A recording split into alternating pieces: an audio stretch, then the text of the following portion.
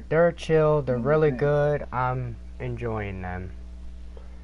Uh, Yeah, two members from my group left and went over there. One of them left and didn't even let a nigga know, and I met him before he even had this motherfucking game. all right, so I'm sharing it right Pretty bad. now.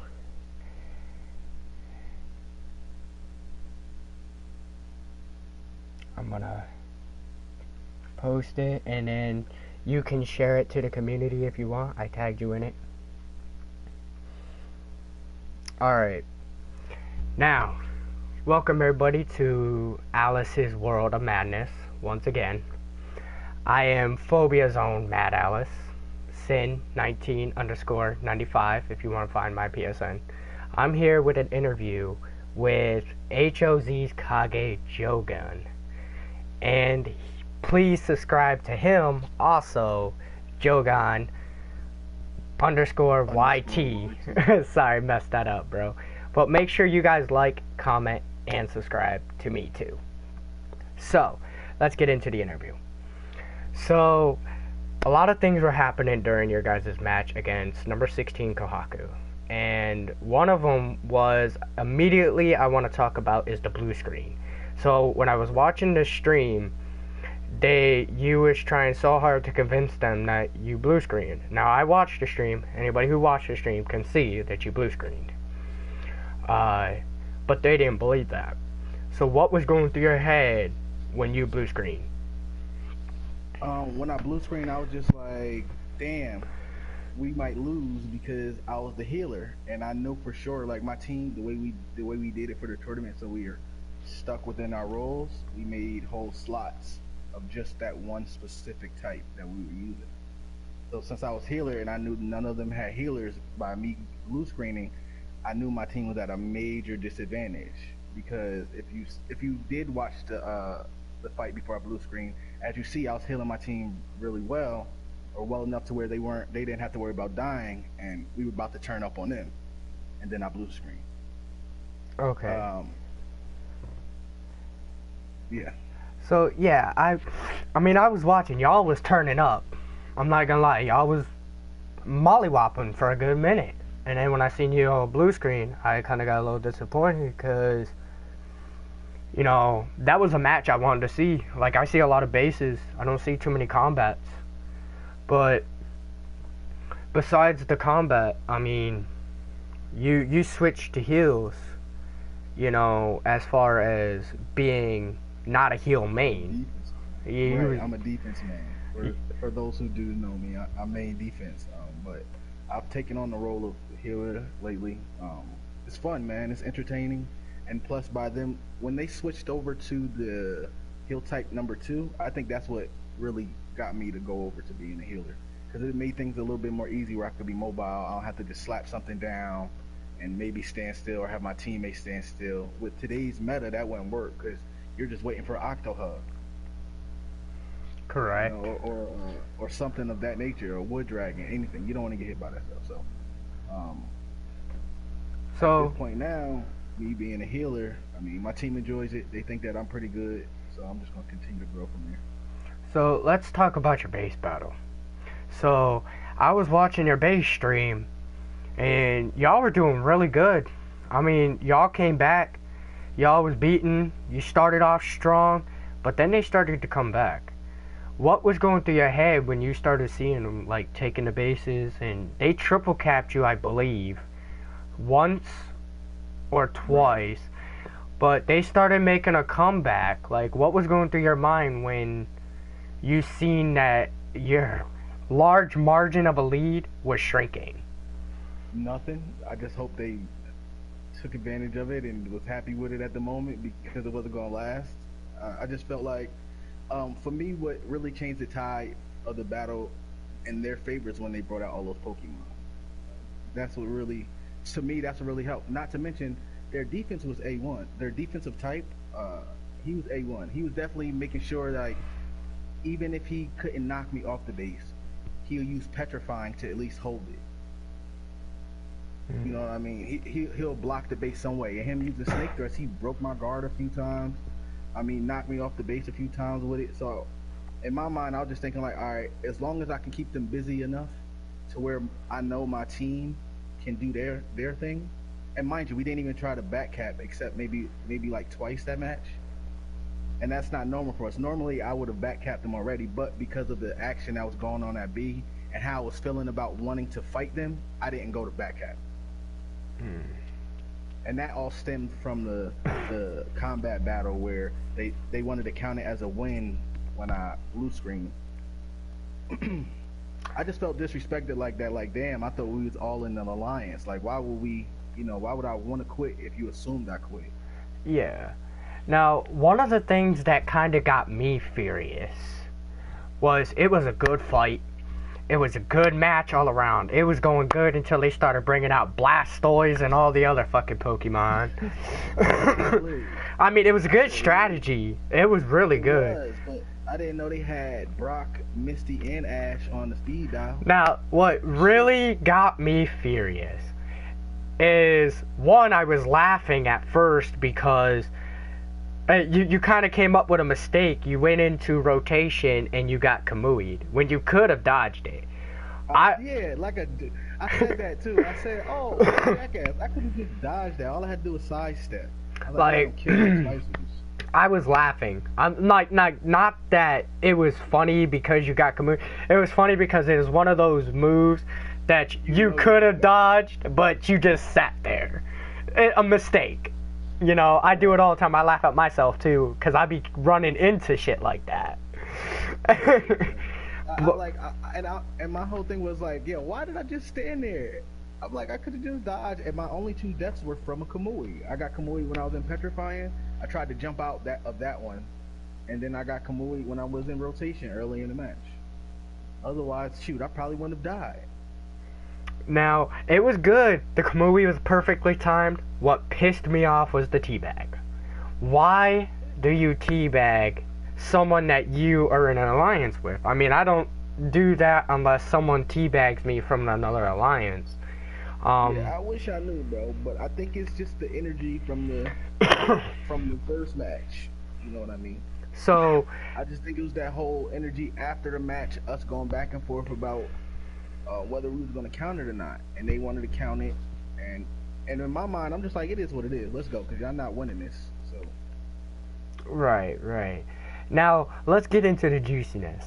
Since that teabag and all the confrontation and all the drama that was going on between the matches, do you see a future as far as an alliance with these guys, or is that completely just thrown out because of the lack of lack of respect? Yeah, but it's just, to be honest, it's just not even really about us. Also, because it's also how you treat your own members as well. Anytime you bring somebody into a tournament, I'm expecting that that's somebody that you feel like you can rely on. You know what I mean? That's not somebody I'm expecting to hear you talk down upon and make him feel as though he didn't do anything. So in my mind, I'm like, those aren't individuals that I want anybody in my group around, like playing with. But everybody's grown, so I'm not going to say who can play with who or what. But I'm not willing to have my clan be in any type of alliance. And I mean, that's totally understandable, because it's a proven fact that in human motions and human, thing, that like someone can rub off on you. If you get negativity around you, you're not going to play as well. You're not going to be the same. So I back you up on 100% of that. Another thing is I'd like to ask is, besides that victory over bots, I call them, because it's just me. I'm toxic. Get over it, right? It was a good, clean match. GG's in the chat. It was fun. I loved watching it. Y'all are definitely upcoming. But now here comes the real questions. You guys are aiming to be top 5, and that's all fine and dandy. But my question here is, you got a lot of comp. DKS may have lost to Phobia. Phobia may have lost to HK, but those are some tough teams. You got DKS, RNK. If you was watching a stream, they pulled out a victory too against can't remember. Gangu. And Gangu, you know, they're tough. They're tough. Right. But you guys have a lot of comp in that Kings, um, Blood Moon. You got some comp. But my question is how do you deal with that comp? It's more or less the same way you deal with every other situation, but you do understand that some people, some teams that you do go against, they play together longer.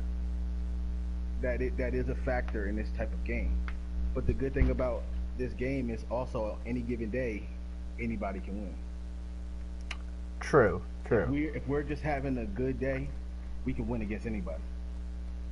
That's not saying anybody's bad, but there's times where you can just slip up. And if we get a battle that favors us, we can win. Not every and another thing too, we're taking advantage of the situation. Not everybody plays rainbow on everything. So when you go into base, you're not used to playing rainbow. But I'm used to playing defense.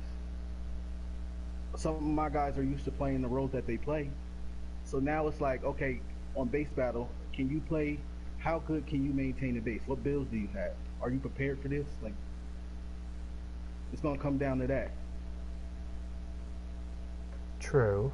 And I believe in my skill, man. I believe that my ability to hold the base, people needing more than one person to get me off a base and or to recover the base, I think that's good. The fact that I can be a distraction and not die while being that distraction. I mean, you definitely was putting in smoke. I'm not gonna say that you weren't doing your job. I mean, they struggled killing you. Um, Now, who do you fear the most though in this competition? Like, who do you guys fear, and in what mode do you guys fear these guys in? We fear everybody in combat. That's just because of the meta. Like, it's hard to get around that. We run flame formation. They run flame formation. We run octohug. They run octo. It's just about who gonna get it off first. Who's more organized to? All right, we gonna hone in on him. Get him right now. You focus on him. Get him right now and execute. So I can't. So for me, it's just combat. Combat is one of those modes that I'm like, oh shit. It can go either way. It's just who gonna execute better. Okay. So I can't really say I'm scared to play any one team. I'm more excited. It's our first tournament.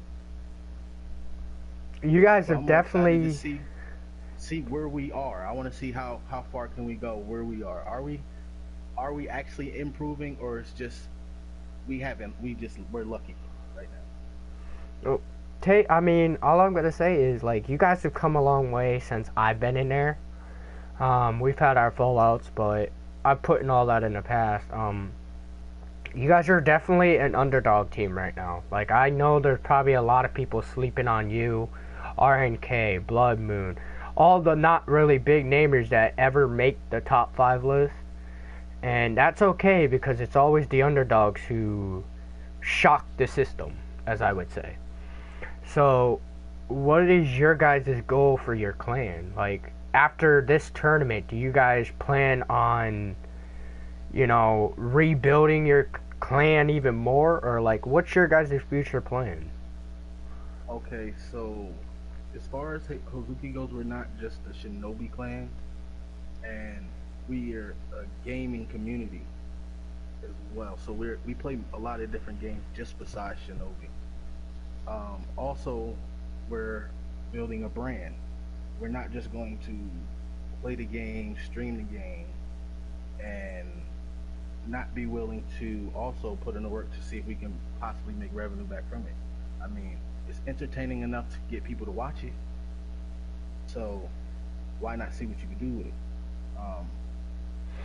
Also, I think that our overall growth, it just really depends on how the brand grows. It could bring people in, or it can make people leave. It's an up and down road, but I honestly think that it's going in a good direction right now. And I just ride the wave that's going right now. I mean, I definitely wish you guys the best of luck. Like, I I have no ill will against certain people, certain clans. I'm phobia for life, and I hope we do get to meet you on the battlefield, because what you guys showed us is, we're not a cocky clan, but we can play for fun, and we can play competitive. Like, people are gonna look over you guys. We ain't no Shikara, we ain't no Darkness, we ain't a top 5 clan yet. And I'm personally, I root for y'all. I root for you, I root for the underdogs. Of course, I'm gonna root for my own clan, that's just my job. But I'm also gonna root for any underdog team, because I feel like you guys are overlooked right now. Not everybody's so focused on Shikara, Night Raid, and all the top 5s that they don't understand that it can be hectic. I mean, look at who's won so far. I mean, given Kohaku being bots by teabagging and being ass clowns, they still put up a fight, and nobody expected that. And then you got Kings that used to be at the top of the world, same with, Darkness. And a lot of stuff has happened, and now they're, not as great, but I'm not going to say they're not good. So, with all this... They haven't lost yet in this tournament, though. They haven't. The last 2 clan wars, right? Yeah, I believe the Kings won the recent one. I want to say, because I know Phobia won one, and I believe the Kings won one. Alright, so it's all about, besides who everybody clearly says is the top dog, right? Mm-hmm. They're right there too, right? Because they won the last. If they won the last 2, it's about what have you done for me lately. Yeah, the Kings. Kings are definitely top dogs. Exhibition play. So not exhibition play when we just queuing up just to try to hurry up and get to S1 or just try to make the top. When it's actual tournament play, who's the most relevant right now? It would have to be the Kings, because they won. Oh yeah, Kings right now so far have been on a roll. It's one coming Saturday, and we're going to be in that one. So. And you guys will be facing the Kings on Saturday, or who would you be facing? No, we don't play again. We play again next week, but our next game is Friday. And we play the number 2 rank. Number 2, RNK. RNK. Now, I was playing with RNK yesterday out on my stream, and I personally am a very big fan of RNK, only because of their... Yeah, I fucks with their Kage, but I also fucks with some of their members, because one of their members is... That's the only dude I know really in their... I might know Lotus. I feel like I know who Lotus is, but I definitely know who he is. I fuck with. They definitely are tough. I gave them a couple of strategies, because I give people who actually want to learn more strategies. I try to help out everybody, because I like seeing the underdogs. And this doesn't, I don't favorite no one. If you guys wanted a strategy that you think would help y'all, I wouldn't be against it to help y'all out. It's just, I want to see better comp. I'm tired of seeing, Phobia just got up in the top now. It was, everybody looked past us. But I'm tired of seeing people, Darkness this, Shikara this. On your squad, bro? What the fuck? Who? I understand. It's one of those things, if your name, alright, you have a name, right? Mm-hmm. Well, whether you're winning or not, it's you have to win for a while in the community. You can't just be hot and be winning a lot right now. You have to keep on winning, and then next thing you know, you're okay, they actually are top. Yeah. See, the thing is it's not about just who you be, it's how long you can win. Yeah, see, with Phobia, the reason why Phobia was never really considered it is Phobia never posted.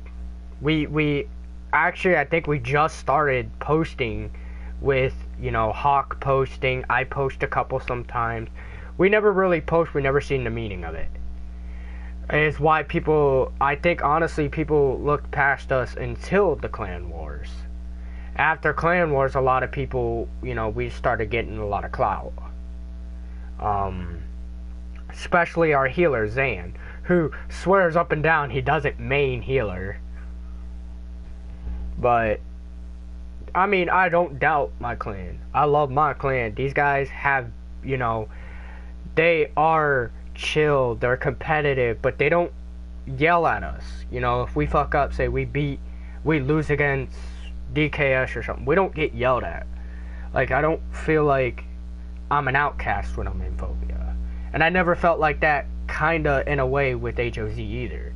Like, it was just more of, there's a lot of miscommunications like we talked about earlier. Right. It wasn't that I felt like, it wasn't like I felt like an outcast. Yeah.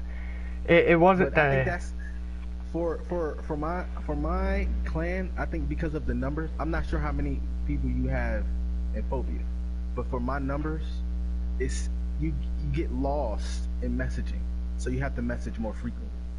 Yeah.